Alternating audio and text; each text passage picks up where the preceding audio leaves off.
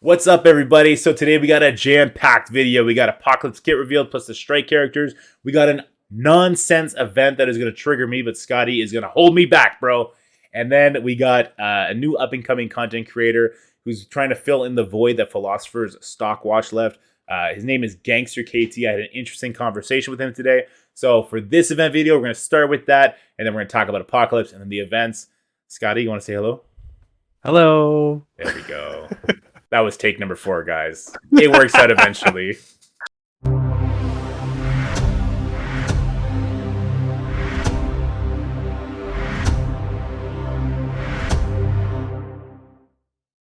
All right, here we are looking at Glock Watch with GangsterKT himself. He has been inspired by Philosopher's stock watch, and he's hoping to fill those big shoes. What up, GangsterKT? Why don't you introduce yourself and let everyone know where you're at in the game as far as your raids, your war, your crucible. Hey, what's going on, Dorky? Really appreciate you having me. So I've played Marvel Strike Force pretty much since launch. Like you said, Philosopher was a huge inspiration. I felt allowed me to take my game to the next level. So wanted to do a tribute to him and start through some of that same content. So the alliance I'm in, we're Platinum 3 in War. It's a bunch of guys who have jobs and can't spend necessarily a ton of time on the game, but really love it and are engaged with each other. I almost made it to Masters 2 in Cosmic Crucible last season.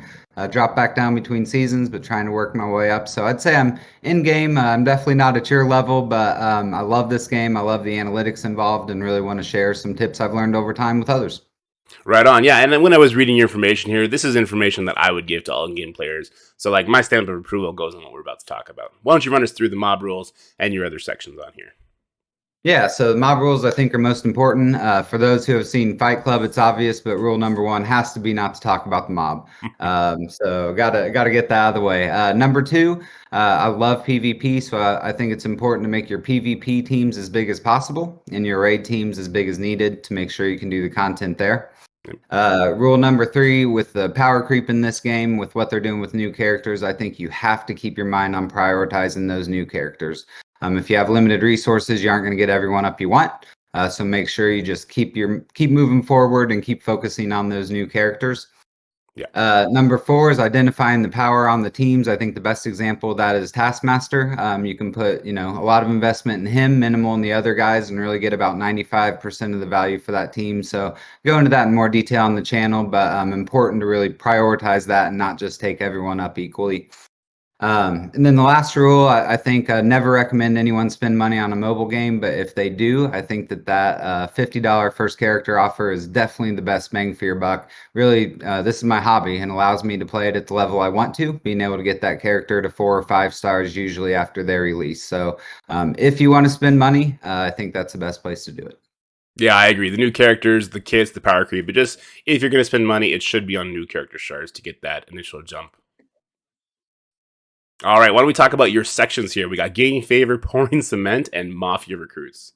I love the wordplay.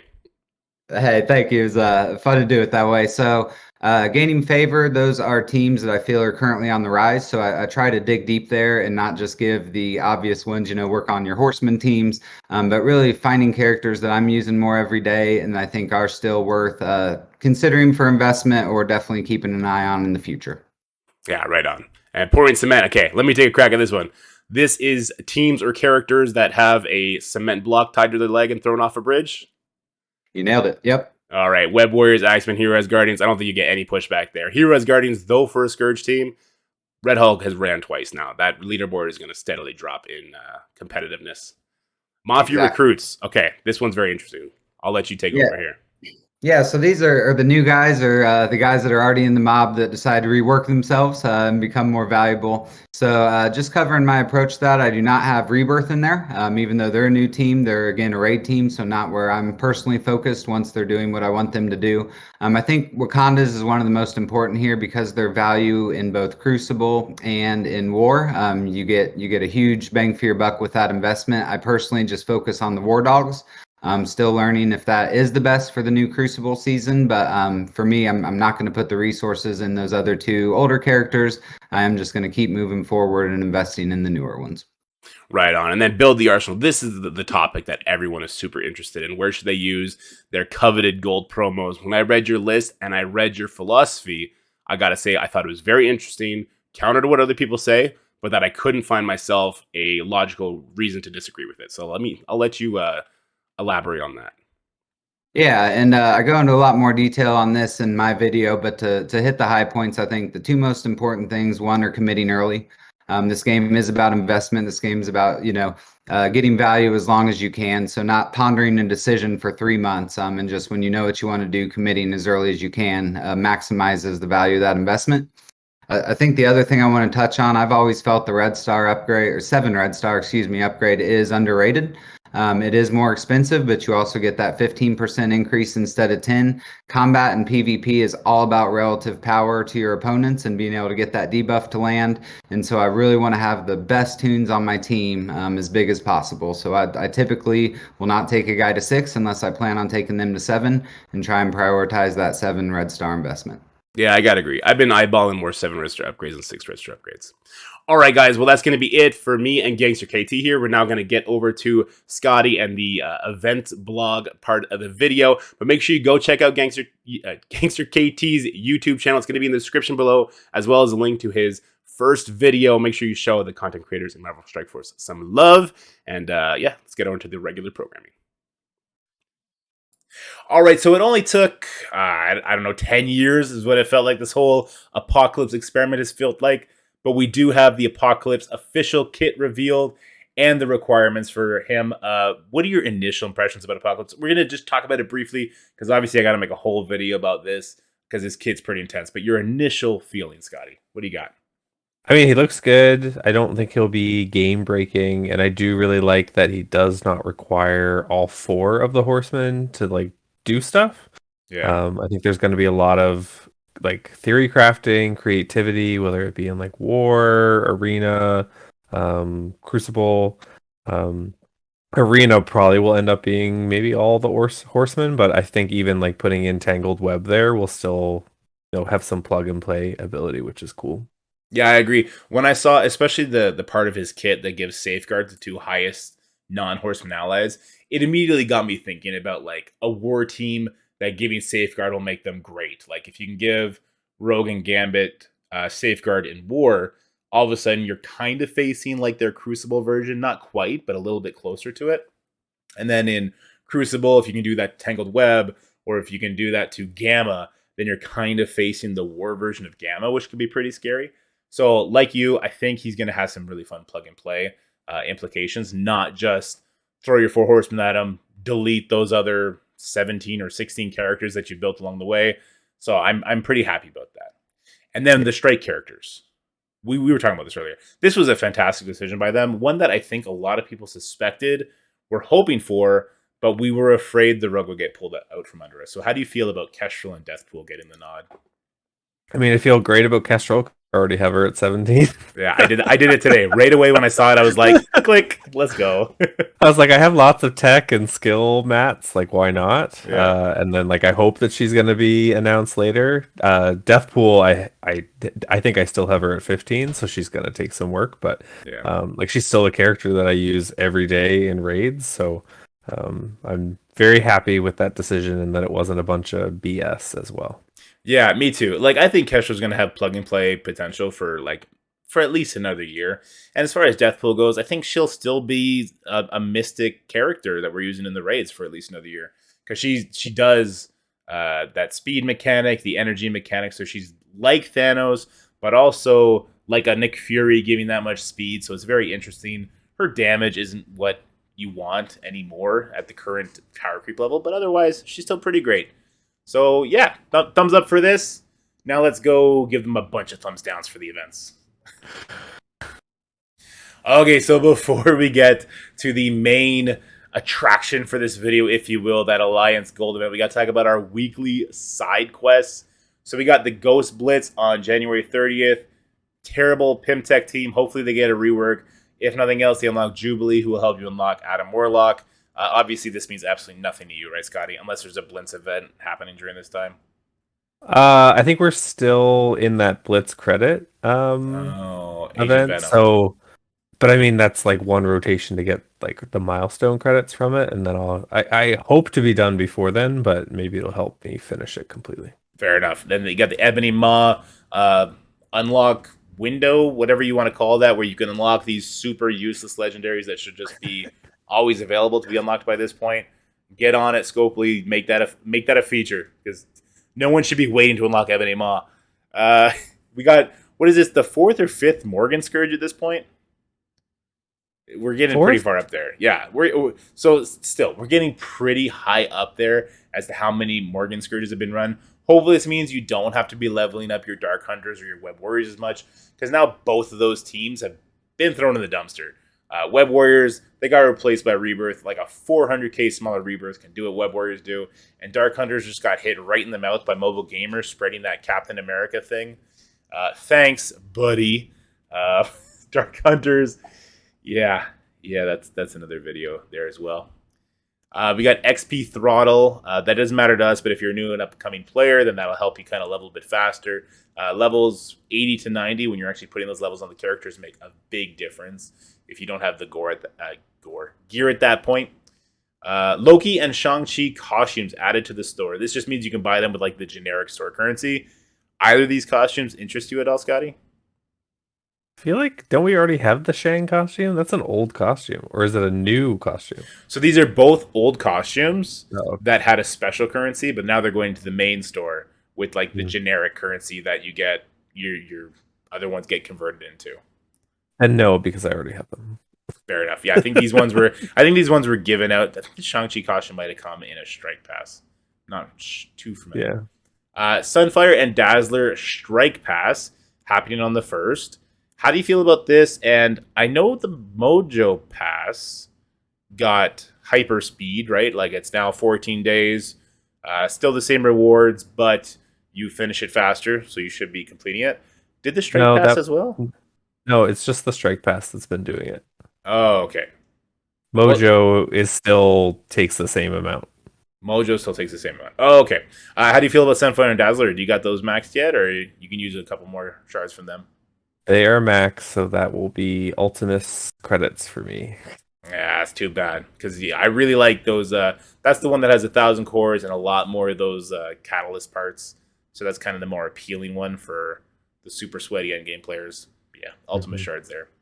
Secret Avengers Rumble. We're not going to talk too much about Rumble, guys. They are what they always are. There's no change in it. Hopefully you have your Secret Avengers built up. They are the current skill team. Hopefully they'll be the next skill team too, just with a couple characters added in there. We'll see. Maria Hill needs some love, because she is... Are you still using Maria Hill on either of the nodes in the boss node? I use her on the 2nd node still. Oh, you doing it OG style. You like to live risky if that Silver Samurai comes in for an assist. Pretty much. Chaos Theory coming in on the 3rd. Is this going to get you a fancy 6 or 7 red star upgrade? Right now, I'm just basically waiting, I think, a little bit for things to come in. Okay. I have most stuff upgraded, so I'm really just like watching the 7s and trying to decide what to spend on, but then I don't, and then I just sit there waiting. It's a scary place to be, right? You don't want to make the wrong thing, but you also know that every day you don't upgrade a character that could benefit you is a day that potential is lost. And these Chaos Theory, it's kind of weird because hopefully it's not on the next monthly event, but on this monthly event, the US Agent, they took those gold promos out. So it's starting to get a little bit more rare. It felt for a while there like gold promos were not flying to us, but we were getting them a little bit more frequently. Yeah. Now they say they're still there. They're just at the bottom of these events. And we know what it means to get to the bottom of these dang events. Okay, anyway, we're gonna get there. We're gonna get there. Hold on, guys. We got the U.S. Agent is coming to orbs. Deathpool is coming out of the Mega Orb. What a time to pull Deathpool out after announcing she's needed for Apocalypse. Is this just coinky dink, or what do you think? I don't think there's any coincidence when it comes to Scopely. Yeah, I agree. Captain Carter and Ultron are going to the promo stores. Ultron, it said the 7 red star, and it's going to be back in the dark promo section. Did I miss it? Was the Ultron Red Star event did it happen yet, or? It did not happen, Okay. And we're still waiting, and I assume that he's not really going to be in the store, and that's an error, but okay. It's a lot of shenanigans. Yeah, we were promised an event. Where's that event? Come on. At least let us know where we stand. And then we got Coordinated Assault coming on the 5th. That'll actually be showed up in the next vlog as well. I just want to give a heads up now, so it's like, start hoarding your ISO tickets that you get daily. Get it to 500 so you have an easier leg up on the next Coordinated Assault. And also save your ISO energy from the strike pass that's starting a couple days before it. And that's why you're the professional. All right, let's go talk about some of the events coming to us now. All right, so this month's character is going to be Titania. I don't know how to say her name. Did I say it right? Titania? I think it's Titania. Okay. All right. Don't correct us in the comment sections, okay? I'm tired of being corrected on how to say this character's name. I'm over it. She's Titania. All right. So there's going to be 7 main milestone events for this character, 4 quick rumbles, 2 alliance milestones. The 2 alliance milestones are considered the Coordinated Assault. The first one starting on the 5th. The next one was 2 weeks after that, I believe. So although there is an alliance milestone that we're about to talk about that's trash, that is considered one of the 7 main milestones. Just want to get that out of the way. How do you feel about Titania being a monthly event? So hopefully that we're going to get 180 shards for her. Hopefully, unless they're doing some kind of crappy orb thing again. Given that she is going to be a unlock trait, the Masters of Evil there for a legendary. I mean, it makes sense. I figured it would be her. I think they said it's a 3-star guaranteed unlock, and it is orbs. Gross. So gross. So. All right. I don't want to get mad yet. Let's go talk about the event. All right, here's the main event for the week. The inspiration for the thumbnail. The Your Alliance Doesn't Deserve You, because this is the exact type of event that drives alliances apart. In particular, the players in alliances that maybe have the most hoarding potential, they're the most prepped for events like this, maybe the biggest spenders, and they need to go find people that are like them to compete in these type of alliance milestones. So, in this milestone, you need to earn raid credits and open gold orbs. But it's very ugly. Scotty, I'm going to give it to you. You did a lot of math on this one with a bunch of different paths on how to find somewhat success here. But a lot of it involves hoarding. So why don't you take it away and talk us through the version where you haven't hoarded anything? So that's the far right column, is if you claimed all your raid season milestones, because you didn't have me annoyingly pinging you every time a new raid season starts to hold them, because there's always going to be an event now, it seems.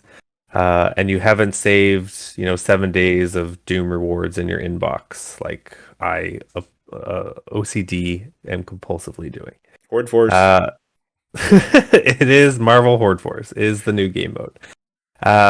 So if you haven't done that, you need to be at least doing 100% Doom 3, and 100% of doing Greek 3.4 ideally, because that's also going to give you a gold orb a day. So if you're doing that, everybody in your alliance basically needs to open 3 gold orbs a day to get the monthly event items, which is the smartphones and the mask.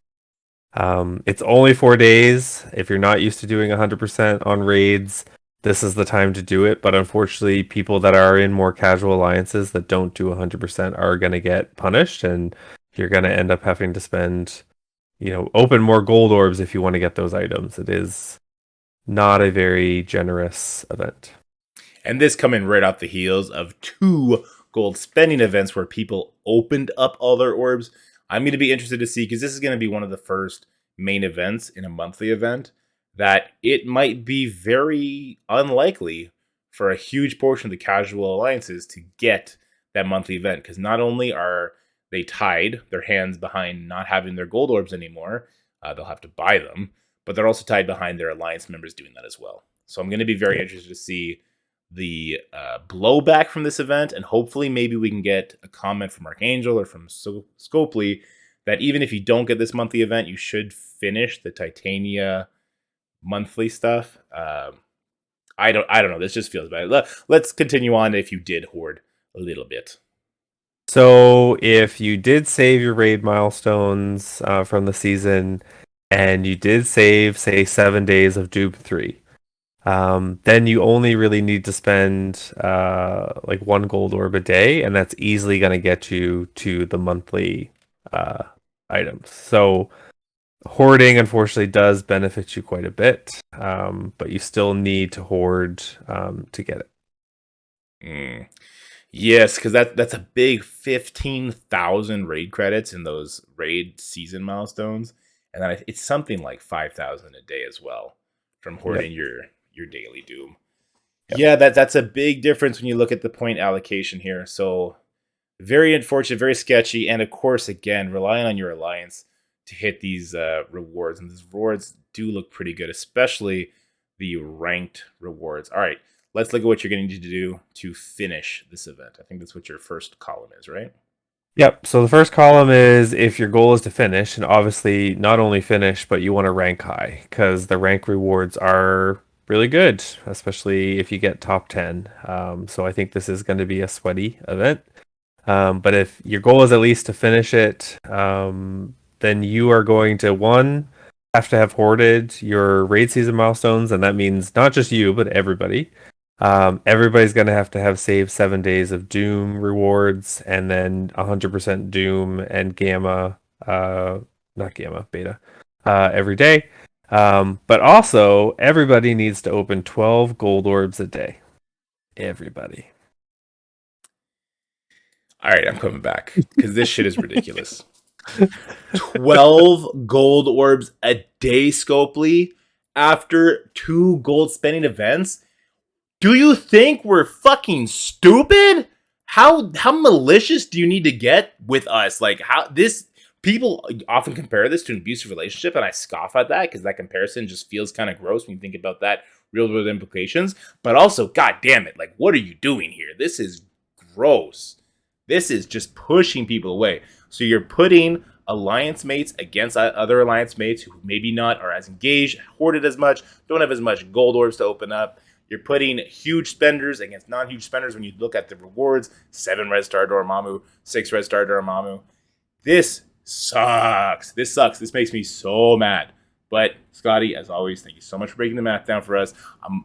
We're gonna leave it there. Just know this sucks, and this if I didn't leave during the Captain Carter one, I would have left for this. This is fucking dog shit. This is bad. I'm sorry for swearing. Well, I'll have bleeped those out. Let's go talk about something fun to end this video. All right, Scotty talked me down before we did this next part. Quicksilver is coming to the game. Quicksilver is a character I've been very excited for, and actually some pretty cool implications for this character. So he's not coming with a team. He's going to be plug and play. Sounds like he's going to have use all over the place. I immediately pray and hope for some kind of WandaVision team where we can get Quicksilver with Scarlet Witch. Don't shake your head yet, Scotty. Let me get it out first. Scarlet Witch, Vision, then they can introduce the boys. Come on, the boys. Come on. It'd be so good. But he is going to be earned. You're going to earn his shards from the Cosmic Crucible store. Now, the way they worded this is very purposefully, I believe. They didn't say he's going to be in the Crucible store. So, what do you think there's going to be a Crucible season milestone stuff now, Scotty? Do you think it's going to be just like, depending on your ranking, you get a certain amount of shards like that? How do you think they're going to implement this? I assume it's going to be in the weekly rewards, and my biggest concern is that it's not going to be in every level of rewards, or at least the amount is not going to be very significant if you're not in like something like Grandmasters. Yeah, that's not good. I didn't think about that. I just like him as a character. I just have a feeling they're not going to be generous, just like this trash event that they're giving us now. I'm the downer. You're the upper. They come to watch you, Scotty. What are we doing here? You're probably right. Okay, so you didn't like my WandaVision idea. Where do you see him going?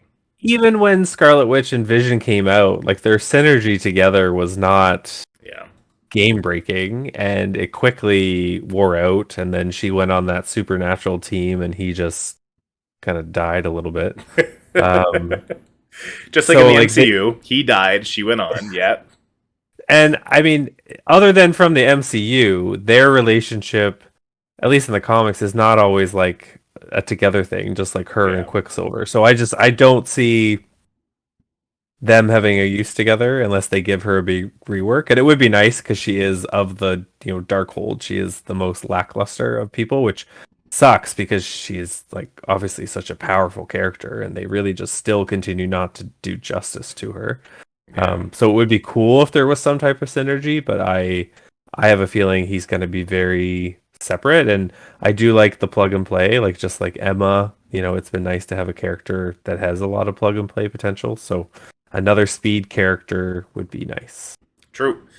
Do you think, because normally in the comic, well, not normally, but in the comics, when Magneto has left his Brotherhood of Mutants behind, Quicksilver kind of steps in for his father and kind of leads that gang of miscreants. Do you think there's a world where he's like the Mr. Negative for the Brotherhood team, where you get a rework on Toad, Blob, Pyro, probably not Juggernaut, or maybe Juggernaut, because Mystique is with Marauders, and so is Sabretooth with Weapon X. So maybe with Juggernaut. Do you think they could do something like that, or would that be too much with those 4 characters? And then they did say plug and play. They didn't say he's going to plug in and fix a team. Well, they did say he'll have synergies with certain characters and teams. Like maybe it'll be more like mutant based. But I mean, I could see them maybe giving him like Brotherhood tags, or making it would be nice to give those characters like some justice again. Like we did, find some use for like Blob and stuff and Juggernaut like a couple months ago when war defense wasn't as plentiful. But I don't think it'll be with Scarlet Witch because that wouldn't make sense at all. But I could see maybe it being with some other mutants. Yeah, I guess the problem with Scarlet Witch is they did her so dirty on release. They would literally have to give her an empowered version and completely redo the kit. Because they've just never completely changed a character's kit before. And they probably wouldn't do that now, because then it would make Darkhold too good. All right, let's end the video. You want to say goodbye to them, Scotty? Bye, guys. Sorry for being the downer this time. Yeah, bye, everybody. That's it for the video, guys. I hope you enjoyed it. If you did, make sure you like, share, and subscribe. Stay happy, healthy, have fun, and I'll see you in the next one.